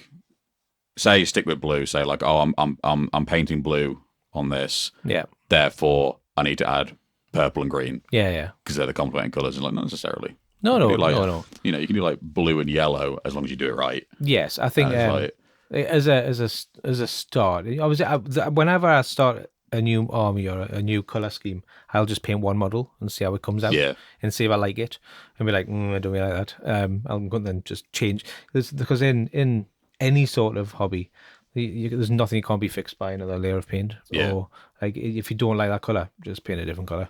Like it's not set in stone. Once it's done, you don't like, oh well, I'm not doing it again. Just change it if you don't like it. Yeah. A good tip for that is like trying to limit your color palette when you start as well. Like yeah. you can again, same thing. You can always add complexity later. Yeah. Yes. But yeah. it's more annoying to take complexity away. Yeah. So like just start with like 3 or 4 basic colors, Yeah. and then if you think this thing absolutely needs to be a shade brighter or a shade darker, then bring in another one Yeah. for that one specific thing. But try to avoid it where possible, and everything will just look that little bit cleaner. My model orcs from back in the day, they're red, yellow, green, Yeah. Yeah. brown, Yeah. orange, and they look horrible. Like, yeah, a limited color palette is helpful. I'm a massive fan of slathering the models in wash. So I get my base coats, colours on, and then give it all a big wash, and it just shades it all for you. And then the model is done until you come back to it later on, and you can add highlights and bits and pieces like that. I'm a big fan of that because it sped up my painting. With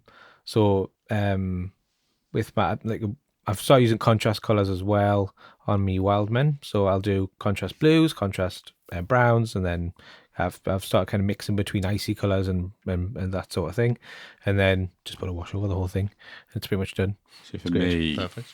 I don't use washes as much. I use them in like tactical spots. Yes. But what I tend to do to get a similar effect personally is I try to make the most out of the spray. Yeah. So I always do a zenithal, and I'll shift the color of what I'm doing the zenithal with depending on what I want the bulk of the model to be, and that saves a lot of washing time. Yeah. Like, for instance, my wild men, they're wearing furs, so they're mostly in a lightish brown Yeah. / a sort of burgundy red where I want it. Yeah. I'll do the zenithal, and that's the model like 60% painted at that point. Yeah, And then I just I might do a slight dry wash to some of the brown bits, or I might add a little bit of wash to some of the brown bits. Yeah. Or sometimes I just don't touch them. I paint everything around it, Yeah. and then some parts of it are still just the spray paint. Yeah. But because I used a brown spray paint, it looks like the fur, Yeah, fur effect that I was going for anyway. Yeah. Yeah. Yeah. I need to get to use washes again.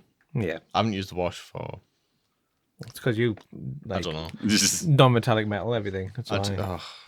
Goodness me. This is like where I There's will a- use washes is metallics. Yeah. I use Yeah. them a lot on metallics, so I think that does help a lot. Yeah. There's a shelf life for my NMM stuff at the minute.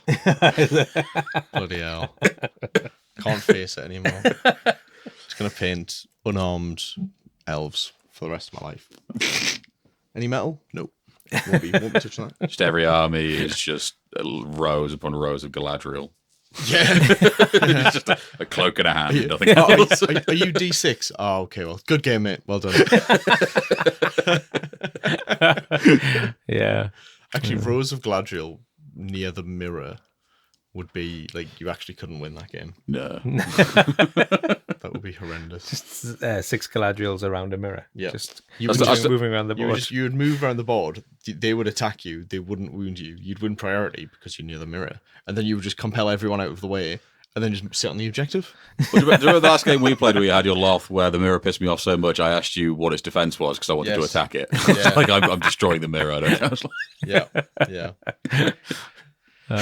Brilliant. And then I couldn't even destroy the mirror because it's like defense 10 or something, isn't it? It's defense 8. 8. It was like, ugh. Defense 8, 3 wounds. It is by far the toughest thing in my army. Yeah. Yeah. At the moment. Yeah.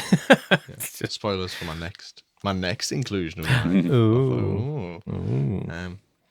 Yes. So tips for beginners into the game then. So I mean we come up with Peter Bowl as a kind of starter, beginner friendly, I would like to put it. Tournament. It's meant to be. It's meant to be. Quotations. I mean, as I said, it has been working. It has been working. We have had lots of new players come into the game and learning through that way because it's 3 games in one night. I think getting a few games in a row against different people, against different armies, using the same troops every time. So you're learning your models, you're learning the rules, you're learning like different scenarios, Yeah. but you're against different people. I think meeting different people and playing different play styles and different kind of different armies is a really good way of kind of expanding your knowledge when you first come into it. Because if you're at home, you've got the starter set, for example. You've got Rohan and you've got the Wildmen, and then you're like, oh, you and your friend, you're thinking, we're going to learn the game.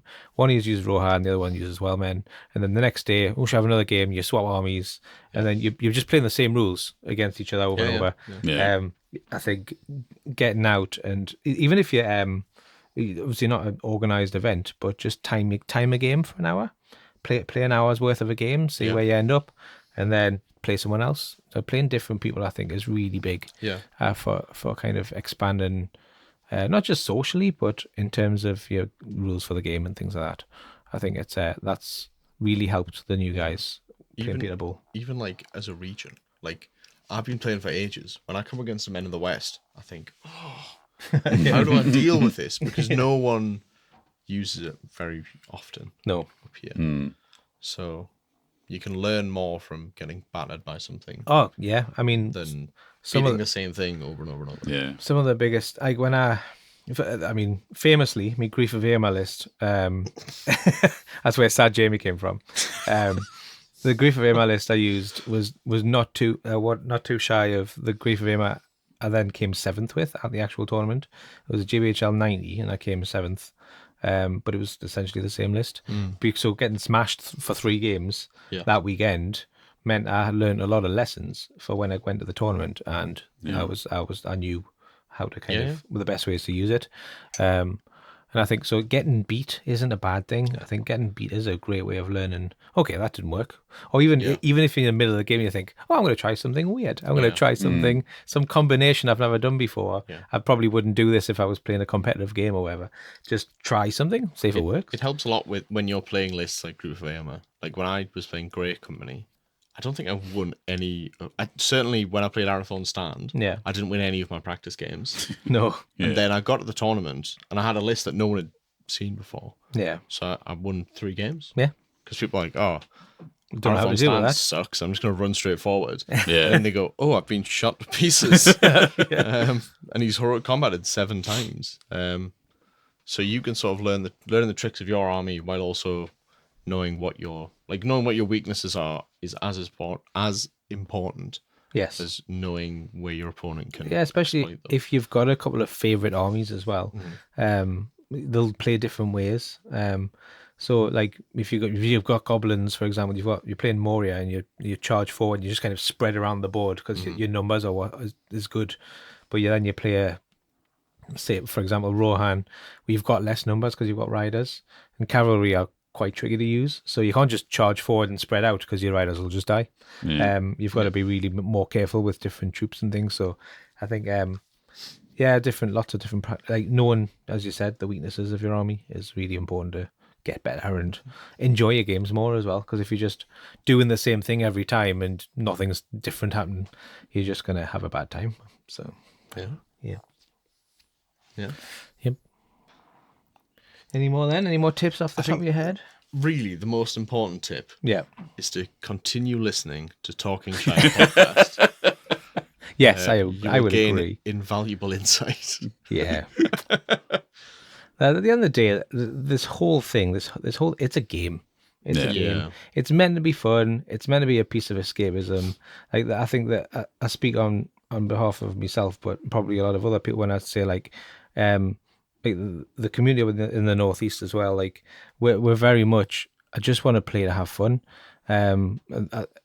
Obviously there is a competitive side of it and getting better and doing well at tournaments, but I think ultimately it's just a way you can kick back with a couple of friends, have a beer, play a game, have some funny moments, to just have a laugh and just kind of enjoy each other's company. And I think the whole teams thing that's come up this year has kind of solidified that, like the whole friendships thing and the social side of things. And it's kind of, for me, the social side of the game is just massive. And I don't think I would enjoy the game as much if it wasn't for that. So, I mean, that's personal, but that's my opinion. But I just enjoy the game. Just enjoy, have fun with it.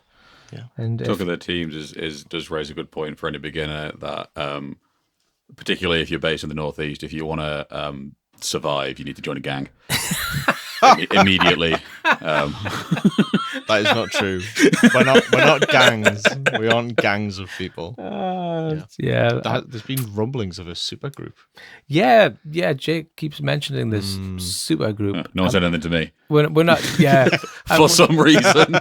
I'm not going to go into details. Actually, shall I mention it? Yeah, why not? So Jake said that because we're not competitive up here. We can be. We have a fair few players who are really good at the game. Yeah. But they're all kind of spread out in all the different kind of teams that we've got up here. And he's basically proposing that if a handful of people really want to go hard and be like go to hundreds and try and do really well, sit down and have statistics lessons and really kind of think so you can on the spot know the odds of the dice rolls and stuff like that. Because we just don't do it. We're just like it's vibes based approach. Yeah, basically. Yeah. I'll roll that. I can get a 6 on 1 day. Way. Yeah, basically. I'm a competitive player.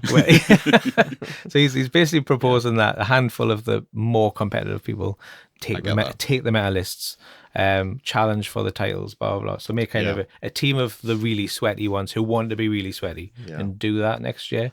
And what I said was, well, half of my team will disappear, so I don't want to do that. Yeah. And the other half rabbit children, so it was you. Yeah, basically it's me. And I don't think the Northeasters will survive on my average. It does seem like a natural progression of the community. Yes, I think. It does. Like we had a season where everyone sort of the community started really when Hope Remains started and Great North Rune came back and stuff. Yeah, and then we had last year where everyone got to know each other more, and we all got battered by the Leeds lot. And then we've got this year where we've got the teams are about, and we're engaging more on like a national. Yeah, well, we're trying to. And we're going to Arnicon. Yeah, we are traveling a lot more. Leeds, we went to Falkirk. Yeah. So it seems like a natural progression of the Northeast to then nominate 9 players to go and smash other people. Yeah. Go abroad and do the Nations Cup and all that kind of stuff. Ooh, maybe. It is in Amsterdam, and we have a ferry. Oh, we have a ferry to Amsterdam. We should go. I mean, 9 of us should go. It's probably not. I've already. Probably not going to be us. I've already said I'm interested. If anyone is taking anyone who needs some sort of average player to represent them, I'll happily be Cypriot or. Me too, actually. Yeah. If there's a painting award at the Nations Cup, hit me up. No, it'd be great to go to something like that just to see how it goes down and just have fun with it. And because it's in Amsterdam, it's really not that far from here. It's not that far. The ferry from here is quite a lot of fun. Overnight thing, and I think it'll be a great adventure if we manage to get to go. Yeah. So yeah, just putting it out there if anyone's listening. Needs a player that won't do you very good, but we'll be very enthusiastic. Then there's 3 of us right here. Yeah. If you need half a full team. Yeah. Excellent. Cool. Yeah. Cool. Okay. Right. Done with that. Oh, does that mean it's quiz time? Yeah. Oh, interesting. It's your quiz this time. It is my quiz this time. The way that you looked at me there, I was like, oh no. I was supposed to do the quiz. So question number 1. Where did I leave the quiz? I put a lot of thought into this one, and how I was going to approach this. But it was really easy in the end. And it might be a really straightforward quiz, but I would like to think it was a bit of fun. I was originally going to do, because Kelly came up with the idea of, I read Elvish out and you had to figure out what I was saying. But there aren't a lot of translator sites out there that make sense. So I didn't do that in the end. Well, because Elvish isn't its own language, there's Tengwa and Kenya, and it was overcomplicated. He didn't do that because Jonathan would just got it all right, apparently. I would not. So what I'm going to do is I'm going to describe a faction. I'm going to describe a faction. You just have to tell us that it's an army list. Just tell me what the army list is based on the description. So like the Black 8. For example, yes. Okay, cool. But the description is a limerick. Yay! Whoa! We're at episode 11 and we've got derivative content already. Yeah, because Everyone bow to someone mentioned limerick in the other episode, and I thought, you know what it is? I'm gonna do it. So I'm gonna next month. I'm gonna do what magic powers is epic poetry. It's gonna be the first 12-hour episode. So they might be rubbish, but I'm quite proud of them. So even if you think they're rubbish, just go with it. Yeah. So I'm gonna see who's going first. I'm gonna say Nick can go first. Okay. Yes. So this first one then. In caverns where echoes resound, dark creatures in legions are found. With goblins galore and beasts from the law, they swarm from deep underground. Ooh, that was good. That is good. good. Well Thanks very much. I forgot. I mean, there's two it could be, and I'm trying to figure out which one. Which one? So we need to score this. Has anyone got? I can. You can keep track of it. I did. While you were saying it, I did forget how long a limerick was. I was like, hang on. And then I was like, wait, that's a haiku. It's not a haiku. We've done that. We've done that. Yeah. Sorry, everyone. But yeah, it's 2 points to get it right. One for stealing. So I'm gonna assume, because you said beasts from the law specifically, that it's depths of Moria. it's incorrect. Ah. Is it just normal Moria? It is just normal Moria. Because it's beasts. Yeah, it was the from the law bit. I was thinking of the Balrogs. Dragons. Dragons was what did it Yeah, for us, yeah. Fair enough. Because I think Fair enough. beasts. And drakes. Can you take beasts as in well. depths? No. Was it? Is the Balrog? Yeah. You got the Balrog and you've got the trolls. Yeah. Yeah. And I thought that was enough. Is the Watcher a beast? No. It's Well, it doesn't have the keyword, but it's like Yeah. But the vibe. Yeah. Yeah. Yeah. It could have been both. He's a to be distinguished fair. gentleman, man. I mean, most of the quote unquote beasts in normal Moria don't have the beast keyword either, like drakes and dragons and Yeah. that. So Yeah. Yeah. Anyway, There you 1 point go. to me. 1 point. Alas. That's what Right. matters. So the next one there, number 2. From deserts where sun scorches bright, they march with a venomous might. Their spears form a wave, no shield wall can brave, and snakes coil close to the fight. These are good. Thanks, Yeah. very, thanks very much. yeah. Is it the Serpent Horde? It is Serpent Horde. Well done. Nice. I think the snakes was probably a bit of a giveaway. That's all right. Never I'm mind. fine. But since it's my question, I'm okay with it. Good stuff. Okay, right. So Nick then. Evil men with sails black as night come raiding with ruthless delight. Their cutlasses gleam as foes gasp and scream, for plunder is always their right. Well, again, this could be two, but fairly confident this one is just going to be the Corsairs.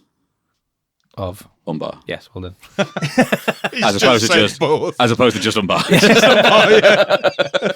Yes. Yeah, no, That's so yeah, funny. well done. Yeah. All right. So, Jonathan.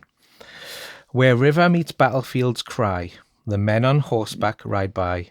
With courage unshaken and spears forward taken, I couldn't think of anything that rhymed. They clash where the waters run high. Is this the Ford's Visor? It is. It is Yes. the Ford's Rising, yeah. The was a bit of a weird one. spear mention. I was like, what's got 50% spear in it recently? Yeah. Yeah. Cool. Right. This next one then. A chieftain stands firm in the rain with rangers who never complain. Though danger draws near, they fight without fear, and honour is all they retain. I'm having to get this wrong just to piss you off. I don't think I know what this one is. It's Arathorn Stand. It is Arathorn Stand. Well done. Hey. You were a fist pump in the air halfway through that, Jonathan. You just said the word rain. That's it. I'll fist bump anytime. Fair enough. Yep. That would make sense. Very easily, please. Right, Jonathan. So this one here. A rabble of peasants show spite, and bully by day and by night. With mischief and schemes, they tear at the seams the shire that's lacking in might.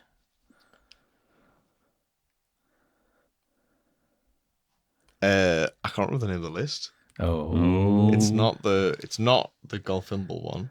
Right. It's the Sharky's Rogues. Correct. It is Yes. Sharky's Rogues. Well done.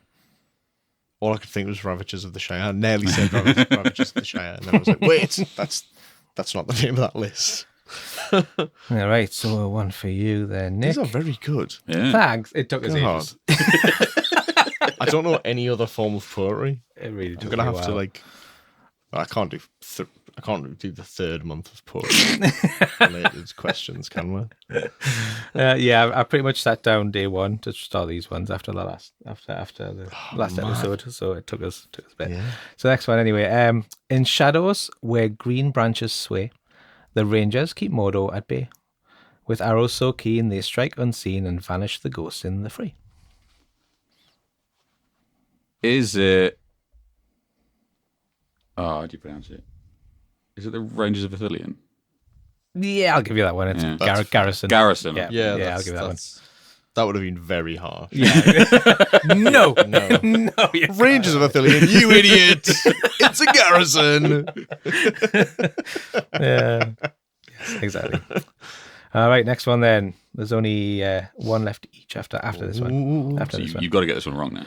So I need you to get this one wrong. Yeah. from the After this one. So we've got Yeah. this one and then we've yeah, got one each. I need to get one wrong. From the wizard's veil they arise, with hunger that burns in their eyes. They hunt in the night with terrible might, and howl as the moon lights the skies. The Howl mention. Wolfpack of Angmar? Incorrect. No! Is it Wolves of Isengard? It is the wolves of Isengard. From the Wizard's The Veil, wizard! Jonathan. The wizard! I forgot! As soon as you said wrong, I was like, the wizard, no. God damn it. That's fine, whatever, I'm not bothered. Stupid quiz anyway.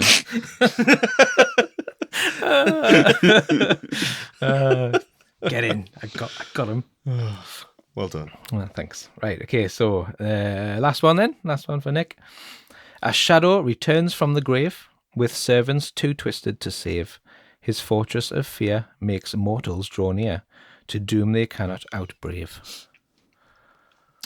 Is that Rise of the Necromancer? It is the rise of the necromancer. Well done. I was so close to say Shadows of Angmar. I was so close to say Shadows of I was Angmar. going to say Minas Morgul. Oh, okay.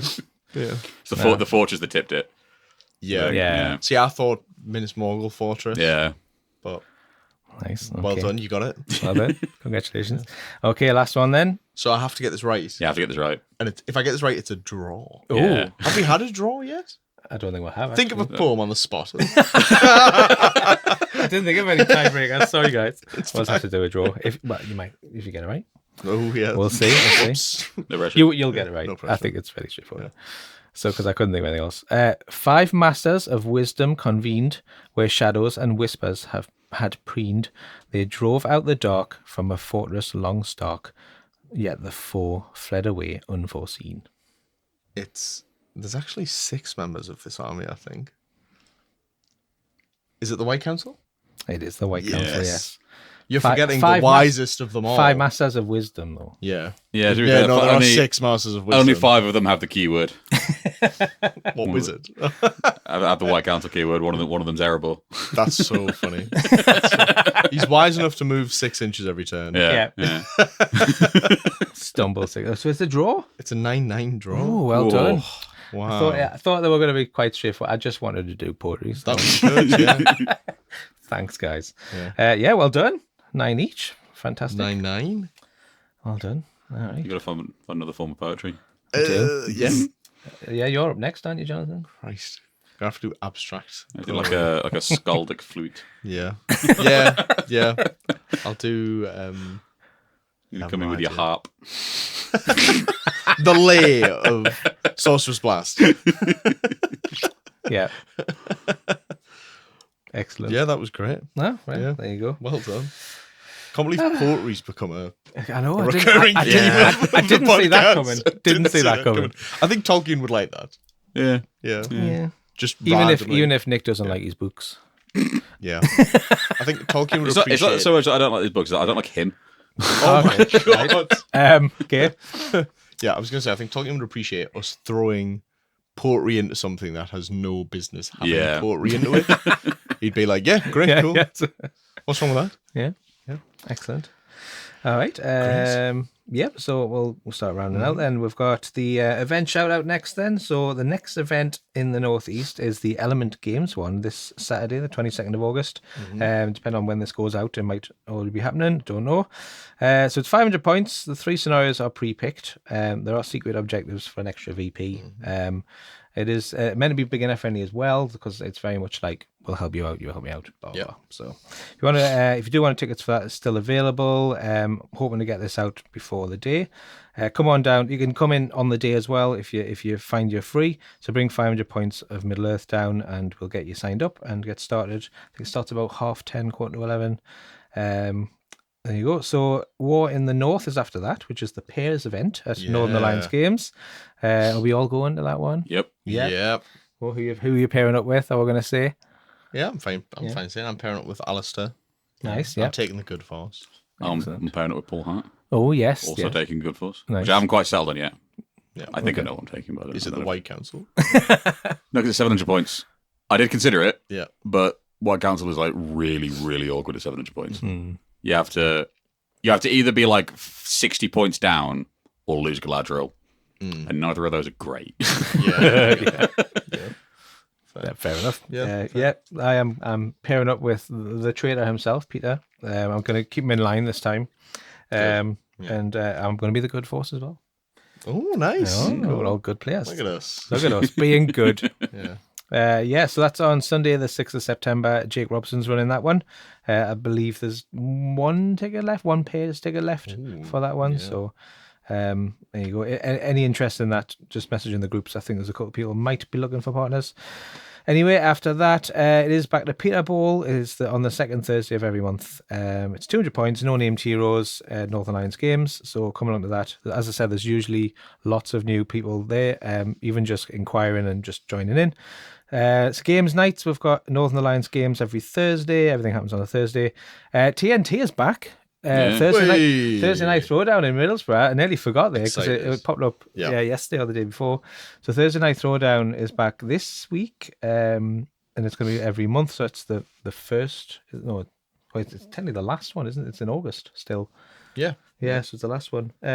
Well, I don't know the regularity of that one. We'll announce on the next podcast. But Thursday night throwdown is back. 350 points, but they have set a hero limit, I believe, 85 points. 85 points and no Legolas, just double dipping on that one. Which is fair. Just making absolutely Just sure. in case. Yeah. I think you're still going to be seeing a lot of Wolfpack though, so I think we'll see what happens there. Welcome back to Thursday night throwdown at Middlesbrough Gaming Club. There is another event. Ooh. They're doing an NEHL 60 doubles event. Oh yes, on the 13th of September. Yeah, which is Great North Run Great North Run weekend. Yep. So they're doing that down in Middlesbrough. It's just a doubles event. So you pair up with a partner. It's 700 points. 500 points. 500 each. points. So 250 points. So it'll be really 250 points each. small. You'll probably get a warband. Yeah, And that's it. Yeah. But if you want to try a doubles event, that's true. the stress-free place to. Yeah, because it's not a GBHL, not worth it, Yeah. so it won't be over competitive. All the you'd sweaty like to players think. will not be there. Yeah. I think it's the same weekend as there's a different tournament down in Sheffield. Is it? Yes, City of Steel. The City of Steel, yes. It's a GBHL 100 going on in Sheffield that weekend. So I think it was just to get people into the club and play some friendly games against each other. Yeah. So have a look on Facebook for that one. There's also Game Space at Gecko Gaming. Element Games as well has their downstairs space, and then Rotten Seagulls. We have our gaming nights every other Thursday. So just jump on social media and look out for all of that. So get in touch with us. We've decided on some Patreon stuff. If you want to, yeah. We're kind of remember what the Patreon stuff is off the cuff. I can find it. Yes, join us on Patreon. We're going to kind of expand on that in the coming weeks and months to try and just get you more involved more than anything else, and get us kind of more involved with you guys. So it'll be like hobby updates and things like that. And we're going to get some dice done, so you can get some custom dice. Yeah. And we've got T-shirts that we've been giving out at raffles so far, but they've gone down quite well. So maybe T-shirts. Thought about doing hobby posts. Yeah, hobby like hobby blogs blog, and stuff, or shouting people out at the end of The podcast. our podcast. Yeah. I don't know. Have you already covered this? No, I'm just, Sorry. Yeah. I had to scroll through all of our discussion of the new Warhammer Giant Warhammer kit to find when we were discussing this. So yeah, but like, if there's anything that you would like to see us do, Yeah. I guess let us know. And you're Within What we reason. can do. Yeah, within reason. Yeah, exactly. Yeah. I know exactly what we're going to get from certain members of the community. Yeah, Luke Lilton. Yeah. Yeah. It's getting closer to his just normal name. Yeah, well. Yeah. So yes, we're going to do that. Yeah, we're going to expand on that. So we'll drop more details in the meantime, and we'll probably need to set up some sort of Facebook page as well for that. But we'll see. We're kind of doing it as we go. So get in touch with the podcast. So talkingshire@outlook.com if you want to have your say on anything going on in the Northeast, or any sort of questions you've got for us you'd like just to talk about. We have decided on the next episode, so episode 12, we're going to talk about the profiles that best or worst match their book or movie counterparts. So if you want to have your say on that and who you think has the best, I think you've already got someone in mind, haven't you? I've already got someone in mind for the worst, which is what it was the one that prompted me to suggest the topic. Yes, because I've been revving up to have a rant about it. I like a rant from Nick. Get it? Go. So profiles. It's gonna be a long one. Can't wait for you to say like Crabane. It's not, is it? There just needs to be more of them. Like every time you see him in the film, there's like 250. Like only having 3 wounds is ridiculous. Yeah, they need more wounds. They need more wounds. They need their You own should have war like band. 12. Yes, more of that. 12 wounds with survival instinct. Courage 8 plus. Yes. So profiles are best or worst match their book or movie counterparts. So get in touch, talkingshire@outlook.com to be involved. And that's I think that's pretty much it. Have we got anything else? I've got if you would like to hear my voice again before next and see my face actually before next month. Yes. I'm going to be a guest on Council of the North. Yes. Big shout out to you guys. Yeah. The other side of the largest pond In the Atlantic. Yes. Yeah. Or was it the second largest pond? I'm pretty sure the Pacific's bigger than the That's not a But it's fine. That's It's a fine. lake. We'll call that a lake. Yeah. I guess it depends which way you're going. Yeah, that's Yeah. true. Yeah. Yeah. But yes, I'll be appearing on there to talk about a little bit about the NAHL, a little bit about sort of painting, and a little bit maybe the GBHL. Probably cover a bit of Articon if you want to hear me cry about my performance again.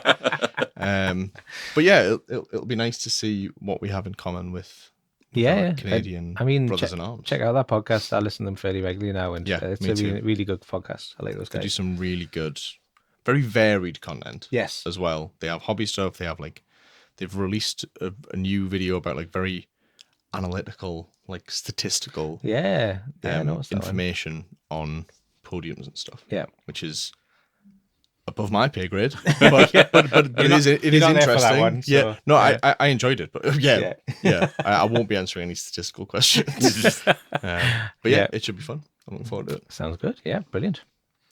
Lovely. So that's it. Just a big thanks to my brother Ryan for letting me use his house and record and edit the podcast. And I think that is it for this episode. So we'll catch you in the next one. See you later. See you. Bye bye.